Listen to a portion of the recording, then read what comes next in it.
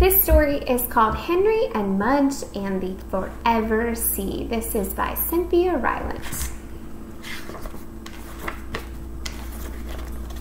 To the beach.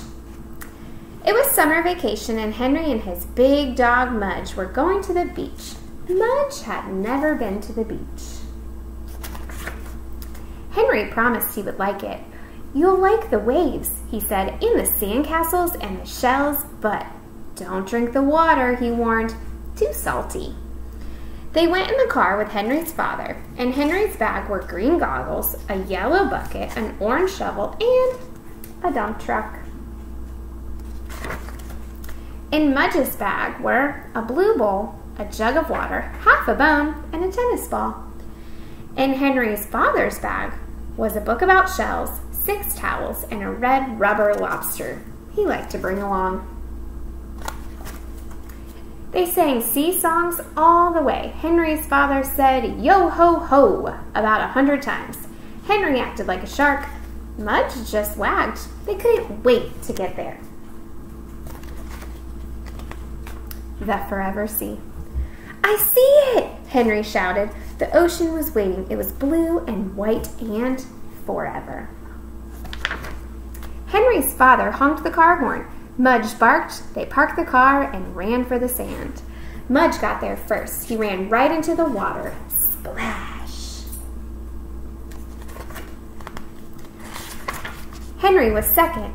Splash! Henry's father was third. Splash!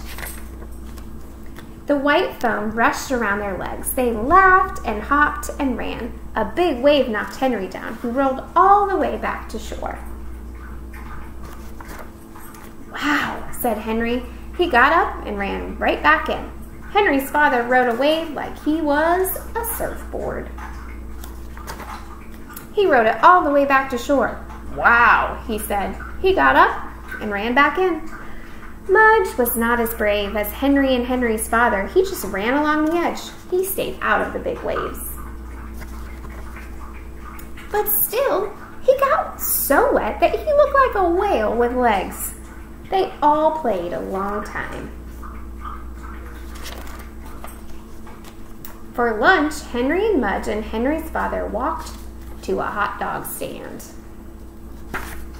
Henry had a hot dog with ketchup. Henry's father had a hot dog with ketchup and mustard and onions and slaw and chili and cheese. "Ugh," said Henry. Mudge had 3 hot dogs, plain, in one gulp. Gulp. After lunch, Henry and his father began to build a sandcastle. Henry made the moats. Henry's father made the towers. Mudge made a nice bed and went to sleep. When the castle was finished, Henry's father stuck his red rubber lobster on the tallest tower. Then he and Henry clapped their hands. Suddenly, a great wave washed far on the sand, and it covered everything. It covered the moats. It covered the towers. It covered Mudge, who woke up. "Oops," said Henry. "Save that lobster!" cried Henry's father. The water was pulling it out to sea. Mudge ran and jumped into the waves. He caught the lobster before it was lost forever. "Good dog," said Henry's father. "Brave dog," said Henry. They all had cherry snow cones to celebrate. Goodbye, crab. At the end of the day, it was time to say goodbye to the ocean. Henry and Mudge and Henry's father walked along the sand watching the orange sunset, watching the water sparkle green and yellow. Suddenly, a crab popped out from under the sand. It came up sideways very fast, so fast that Mudge nearly stepped on it. "Look out, Mudge," Henry said. Mudge stopped and put his nose to the sand. The crab looked at him. He looked at the crab. "I can't tell if that is the front of the crab or the back of the crab," said Henry's father. Suddenly, the crab ran sideways away from them. Mudge chased it. It popped back under the sand. Henry looked at its new hole. "Wow," he said. "Wow," said his father. Mudge stuck his nose into the hole, but nobody came out.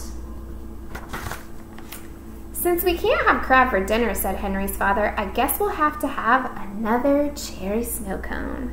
Henry cheered and hugged him as they walked down the sand. Mudge stuck his nose into every hole he saw.